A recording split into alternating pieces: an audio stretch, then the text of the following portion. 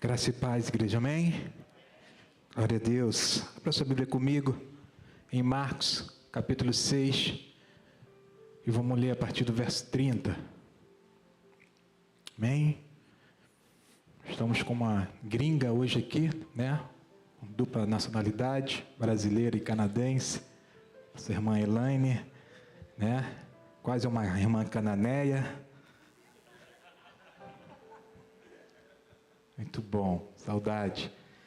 Tem que elogiar assim, irmãos, porque o pessoal quando vai lá para fora, geralmente traz iPhone, traz perfume.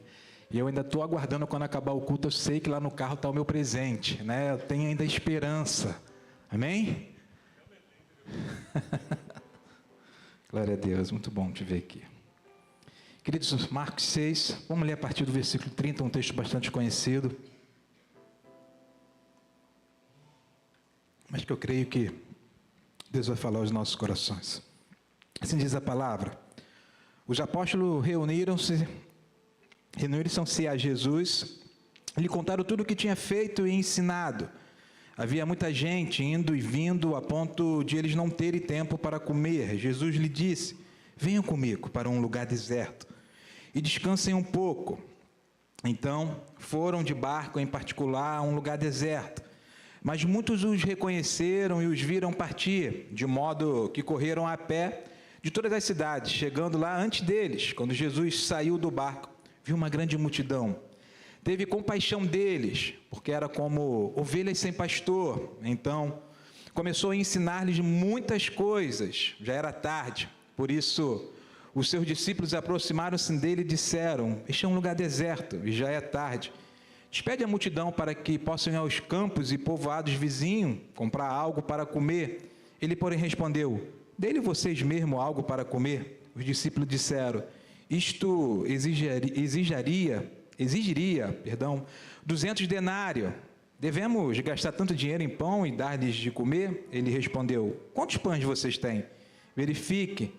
Quando ficaram sabendo, disseram: 5 pães e 2 peixes. Então Jesus ordenou que fizessem toda a multidão se assentar em grupos, na grama verde, tomando os 5 pães, os 2 peixes, e olhando para o céu, deu-lhe graças e partiu os pães. Em seguida, entregou aos seus discípulos, para que o servissem ao povo. Também dividiu os 2 peixes entre todos eles. Todos comeram e ficaram satisfeitos, e os que comeram foram 5.000 homens. Pai, essa é a tua palavra, Deus. Nós pedimos que ela continue crescendo nesse lugar, ó Pai, que o teu evangelho, a tua palavra que gera fé, que gera vida, possa mais uma vez nessa noite, desse altar, ó Pai, fazer, ó Pai, propósito e cumprir propósito na vida de todos que estão aqui, inclusive na minha, ó Pai, que estou aqui, ó Pai, como servo, como instrumento seu, como instrumento do teu Espírito, para poder, ó Pai, ministrar aquilo que é seu e que não é meu, ó Pai, que eu diminua e que o Senhor cresça. O mais importante aqui, ó Deus, é a tua palavra e não o pregador. Assim eu te oro, no nome de Jesus. Amém. Queridos, esse é um dos textos conhecidos. Aliás, a multiplicação, juntamente com o relato da ressurreição, são os únicos eventos onde que nós encontramos nos 4 evangelhos. E aí, esse é um texto onde que alguns evangelhos vão ter alguma particularidade ou algum item um pouco diferente, e nós vamos trabalhar um pouco com Marcos e João, mas eu queria trazer aqui algumas atitudes que nós encontramos nesse texto, e atitudes que podem fazer toda a diferença, que nós precisamos perceber. O texto começa dizendo que Jesus, ele chega para os discípulos e convida os discípulos para ir a um local deserto. E Jesus diz: vamos para um local deserto para descansar. Nós estamos aí num período de carnaval e as pessoas nesse período que gostam de descansar, geralmente não iriam para um lugar deserto, né? As pessoas vão para uma casa de praia, vão para uma pousada, né? Nós estamos aqui porque nós somos pobres, mas nós não temos dinheiro, né? Mas muita gente, graças a Deus, que Deus abençoou, está por aí descansando, mas nós estamos aqui também para glorificar o nome do Senhor. Então, Jesus, querido, ele convida os apóstolos para irem para o deserto para descansar. Vamos para um lugar deserto para descansar. A gente precisa entender que aqui há um ponto X importantíssimo. Porque muitas vezes na nossa vida nós somos levados para lugares desertos e muitas das vezes na nossa vida nós chegamos ao deserto. Só que existe uma diferença muito grande. A diferença é que muitas das vezes que nós estamos num lugar deserto, num lugar de incômodo, num lugar às vezes de choro, num lugar às vezes aonde que dói, é que muitas das vezes nós chegamos até esse lugar com as nossas próprias pernas. É os nossos erros, é as nossas vontades, é as nossas escolhas, e aí a gente cai em lugares onde que a gente não se sente confortável.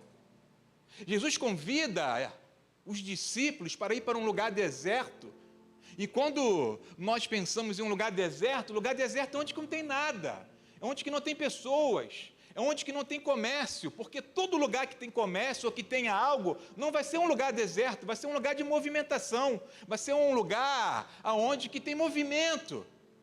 E Jesus convida, e Jesus leva os discípulos para um lugar deserto, onde que não é um lugar confortável, onde que não é um lugar que tenha comida, onde que não é um lugar que tenha piscina, onde que não é um lugar que tenha uma pousada, uma casa bacana.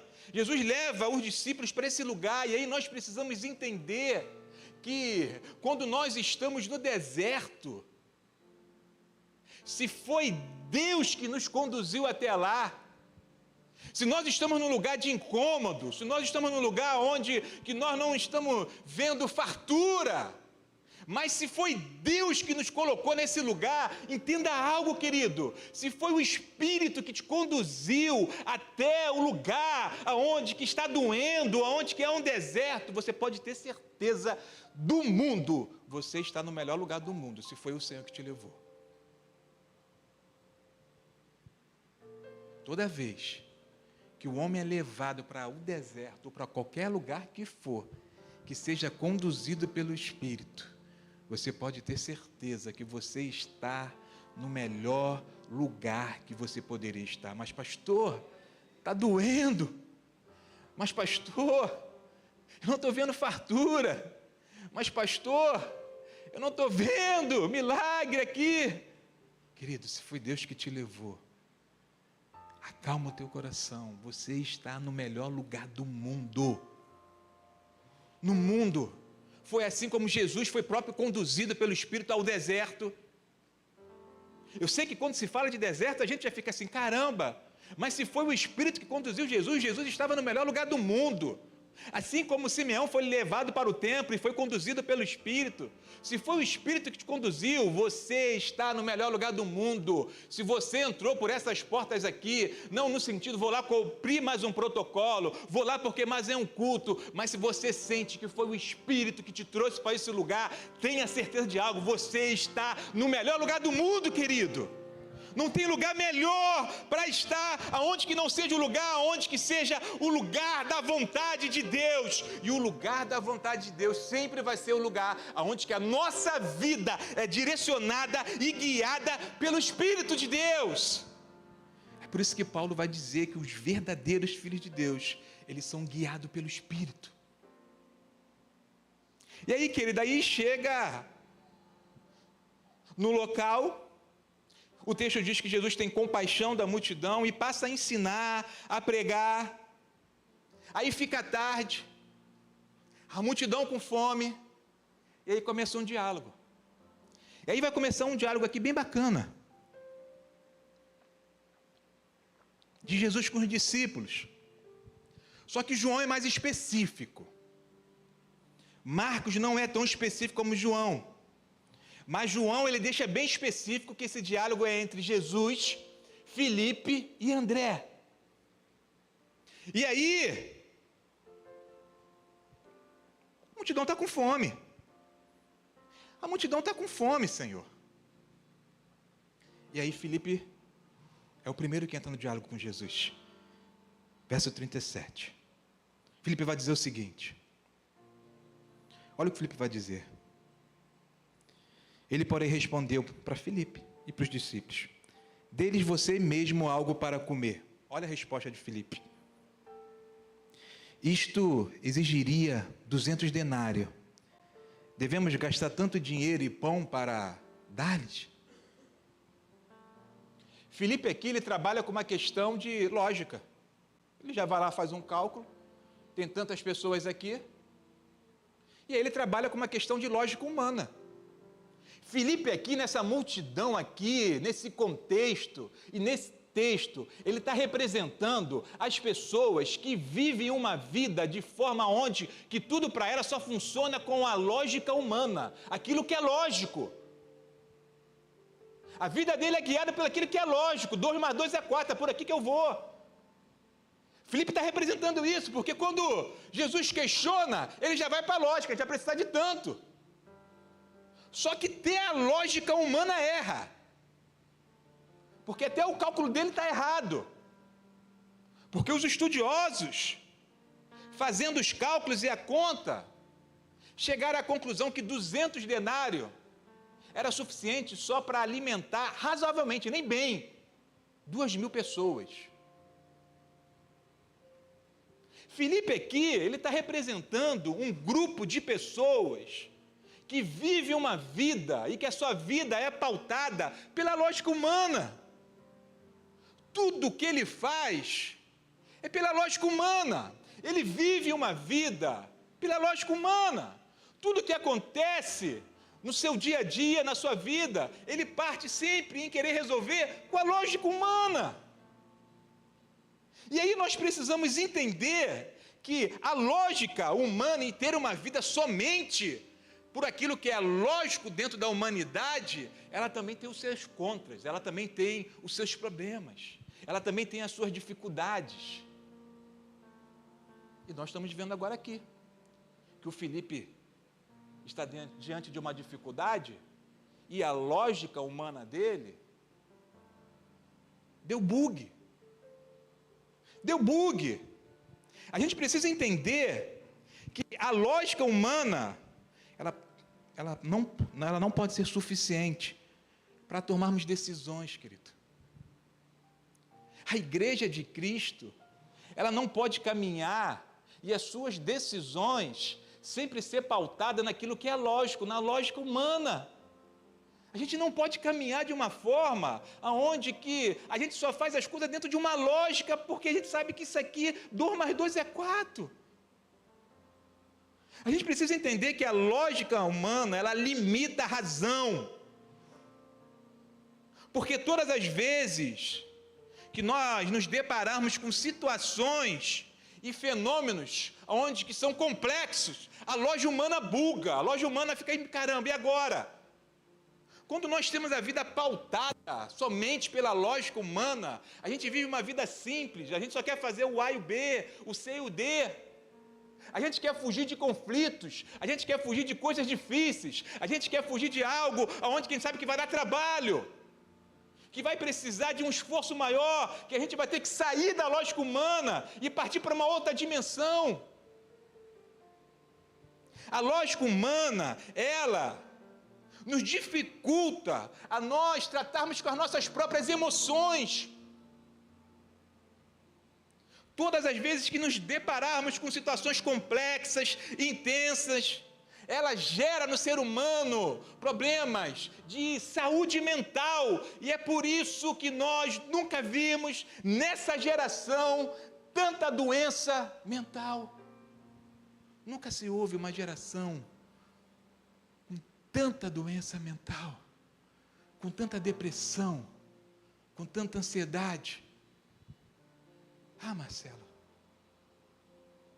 é porque quando nós pautamos a nossa vida pela lógica humana, quando vêm as coisas complexas, é por isso. Nós vivemos uma geração onde que a maior parte das pessoas, elas querem viver a sua vida naquilo que é lógico, pela lógica humana. E é por isso que nós temos tantas pessoas doentes mentalmente, diante das adversidades, diante daquilo que é complexo. Elas bugam. Viver uma vida onde que ela só é pautada pela lógica humana, nós vamos ter conflito. E nós vamos ter uma falta importantíssima que a gente precisa ter, que é a falta da espiritualidade. A falta da espiritualidade. A gente não tem a conexão com aquilo que é espiritual. E quando nós não temos conexão com aquilo que é espiritual, nós vivemos uma vida vazia. Nós vivemos uma vida onde a gente fala, caramba, isso aqui está sem despropósito. O que eu estou fazendo? O que eu estou vivendo? Para onde que eu estou indo? Onde que eu vou chegar?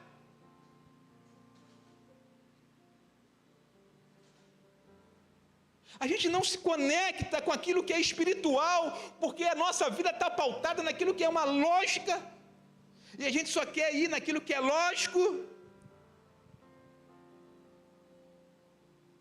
A gente precisa entender que quando a gente tem a vida pautada somente pela lógica humana, a gente vai ter dificuldade de encontrar o significado da nossa vida, gente, do propósito que a gente está fazendo aqui. A lógica humana, ela te leva a uma sensação de vazio.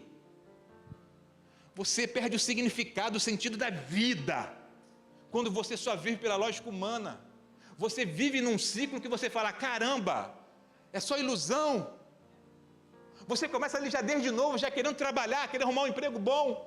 E aí você coloca isso como um objetivo, como algo que é mais lógico, de quando eu começar a ter aquele emprego ali, é um emprego bom, com um salário legal, quando eu começar a ter essa renda, é lógico que a minha vida vai fazer sentido, é lógico que agora a minha vida vai melhorar, é lógico que agora sim a minha vida vai ter um sentido, porque agora eu estou ganhando bem. E aí você consegue aquele tão emprego para ganhar bem. E logo depois que você passa a viver aquele emprego, você fala, caramba, está vazio ainda. Caramba, está faltando algo, o que é? Ah, já sei. Eu preciso casar. Eu preciso de alguém para completar. Eu preciso da outra metade. Eu estou me sentindo incompleto. Aí você vai, casa, entra no casamento, lua de mel. Que maravilha! E depois que você casa, você fala, caramba! Não estou entendendo, ainda falta algo, ainda há vazios dentro de mim, ainda há conflitos dentro de mim, parece que a minha vida ainda não faz sentido, eu preciso fazer aquela viagem dos sonhos, eu preciso ir para aquele local, eu preciso ter uma férias linda e maravilhosa, e aí eu passo a ter isso tudo, e ainda continuo vazio, com os meus conflitos. Porque o homem, entenda isso, querido, o homem não foi feito para esse mundo. Deus colocou algo em nós que se chama eternidade. Enquanto o ser humano não entender isso, que nós não fomos feitos para esse mundo, enquanto o homem não entender isso, a vida dele nunca vai fazer sentido. Porque ele vai em busca, encontra, alcança e continua sentindo vazio. Porque esse vazio, ele só é preenchido pela eternidade. E a eternidade é só através de Jesus Cristo.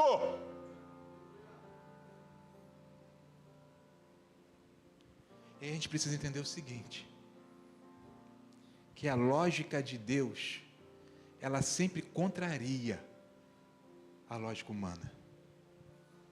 A gente precisa aprender isso.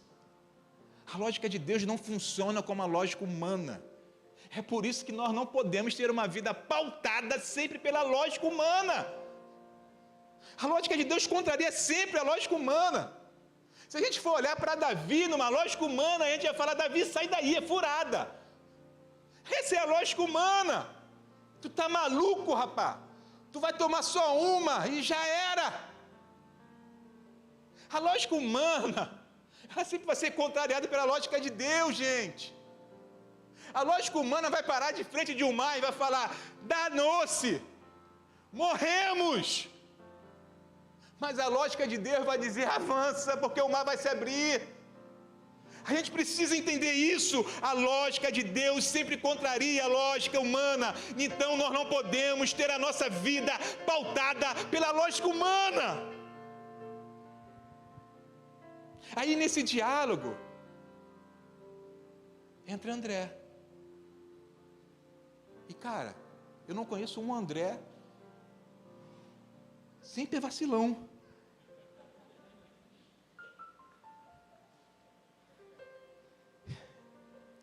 Também nunca conheci nenhum André mais bonito que eu. Aí entra André.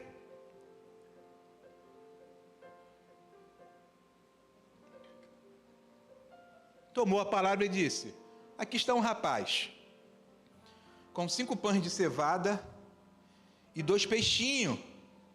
Aí olha o que ele diz. Isso está em João 6, tá, gente? Não está em Marcos. João 6, 8, 9. Olha o que ele diz. Mas o que é isso? Está apontando para os peixinhos e para os pães, ó. Mas o que é isso para isso?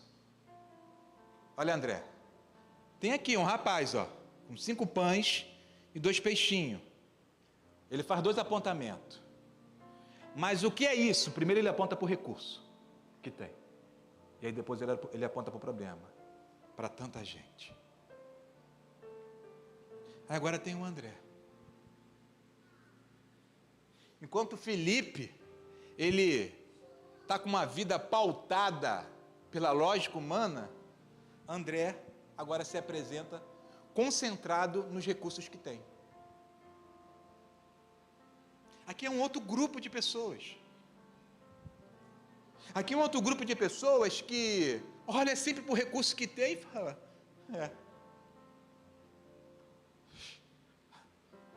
não tem o que fazer. Aqui é um grupo de pessoas que olha para os recursos que tem, olha para aquilo que tem, aquilo que está nas mãos e olha para o gigante, olha para o problema e aí a gente precisa entender que qual é o problema de quando nós estamos numa situação complexa, de quando estamos numa situação de maior complexidade, de a gente olhar para os recursos, o que isso vai fazer, o que isso vai gerar em nós, quando nós olhamos para o nosso recurso e vemos que o nosso recurso não é nem cosquinha para o problema que apareceu diante da gente, não faz nem cosca.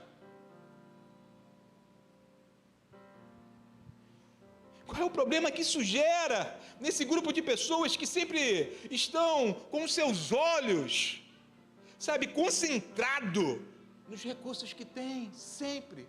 Sua vida sempre está baseada nos recursos que tem. Só olha para o recurso que tem.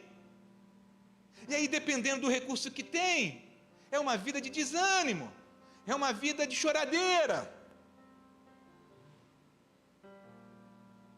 O problema de a gente fixar os nossos olhos para os recursos é que toda vez que diante de algo complexo e de a gente querer fixar os nossos olhos no recurso, a gente vai perder a visão de algo grande. Olhar para os recursos pode fazer a gente perder a visão de algo grande. Pode simplesmente fazer a gente perder a visão de algo grande. Simplesmente porque a gente só está com o nosso olhar nos recursos. Esse é o grupo do André. Esse é o grupo do André. Aí tem um terceiro grupo, que é um grupo de alguém anônimo. Esse a gente não tem nome. Aí tem um outro grupo, que é um grupo de alguém onde que a Bíblia não relata o nome. De um rapaz que tinha 5 pães e 2 peixinhos. O texto diz que esse rapaz entregou tudo.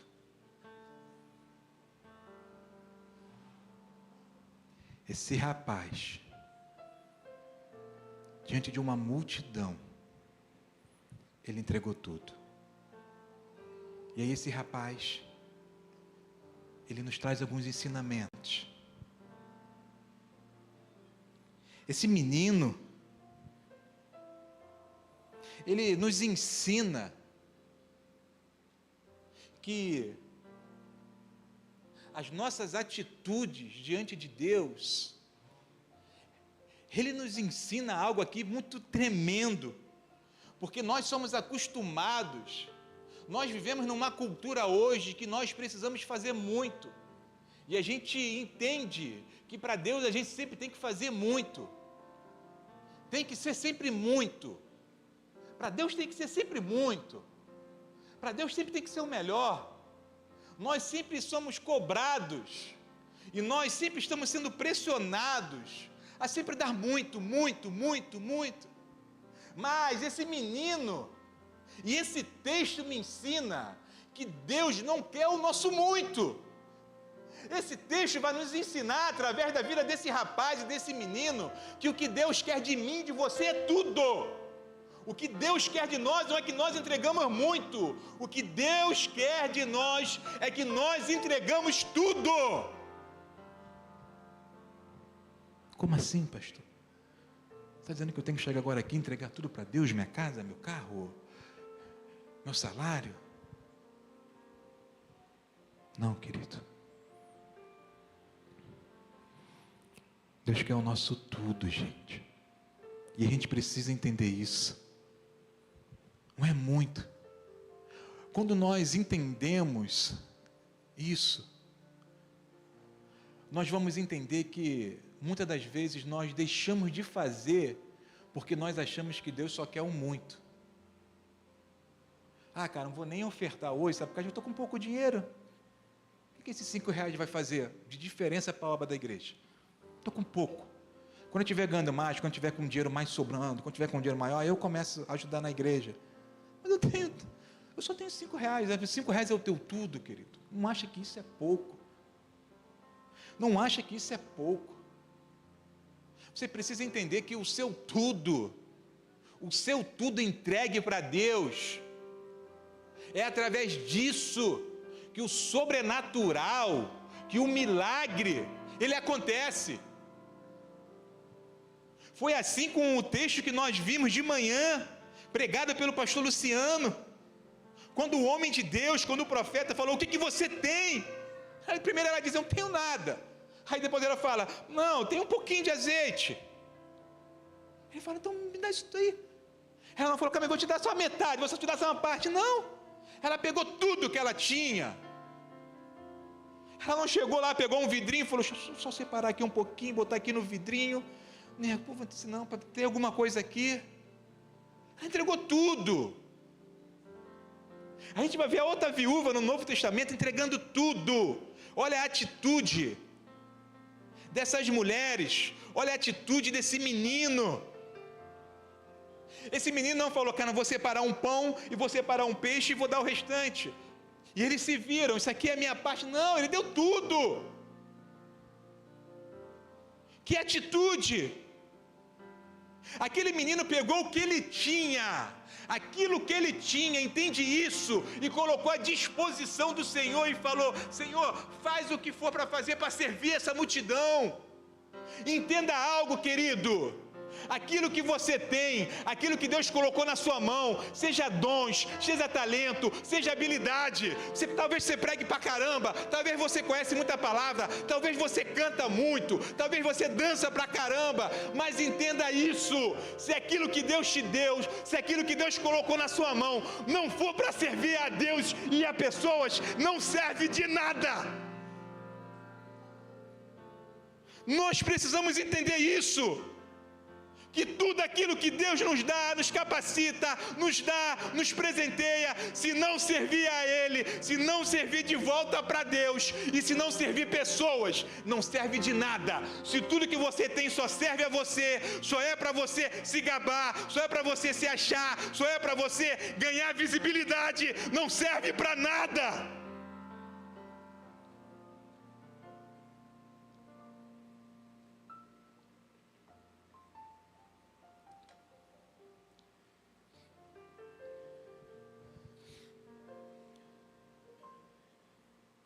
Esse pão, João é o único que fala o tipo de pão que esse menino carregava. E era de cevada. O que isso quer dizer, Marcelo? O pão de cevada, queridos, ele era o pão mais barato que tinha. Então esse tipo de pão, ele era muito consumido pelos pobres, pelos carentes daquela região. Então, João destaca isso, além de a gente não saber o nome desse rapaz, e não saber pouca coisa desse rapaz, uma das coisas que o pão vai nos dizer é que esse menino era um menino pobre. Esse menino era um menino de uma região pobre. Mas ele não ficou preso ao que ele tinha. Ele não ficou preso. Entenda isso. Entenda isso, querido. A gente precisa entender isso. A gente precisa entender que a nossa vida ela não pode ser pautada pela lógica. A gente precisa entender que os nossos olhos não podem estar fixados e focados somente nos nossos recursos diante de algo que é complexo. Eu quero tirar o chapéu para quem fez o projeto dessa igreja, da construção desse segundo módulo da igreja. Eu quero tirar o chapéu, porque uma igreja em Vigário Geral, para ter um projeto desse, é só alguém que a sua vida, os seus olhos, a sua mente não está pautada naquilo que é lógico, na lógica humana. Quando você olha para esse projeto, você fala, que doideira, que maluquice é essa? Isso é lógica humana. A lógica humana vai fazer a gente pensar dessa forma. Está maluco? Isso aqui é Vigário Geral, uma igreja aqui, perto da comunidade, como o cara quer ter algo desse? Aí você olha para os recursos, mas vamos olhar para os nossos recursos. Agora que piorou mais ainda, gente. Está maluco? Desfaz isso tudo. Aí, atitude de Felipe, André. Mas Deus está falando o seguinte: eu só quero que vocês entreguem o tudo de vocês. Se vocês entregarem o tudo de vocês, vocês vão ver o que eu sou capaz de fazer nesse lugar.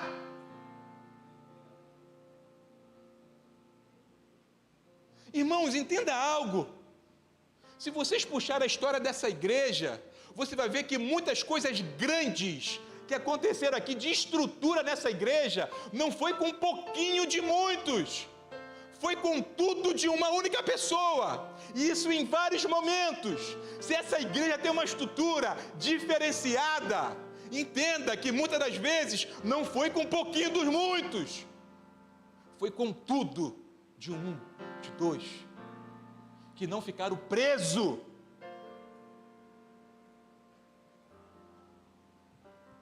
Para terminar, querido, para terminar,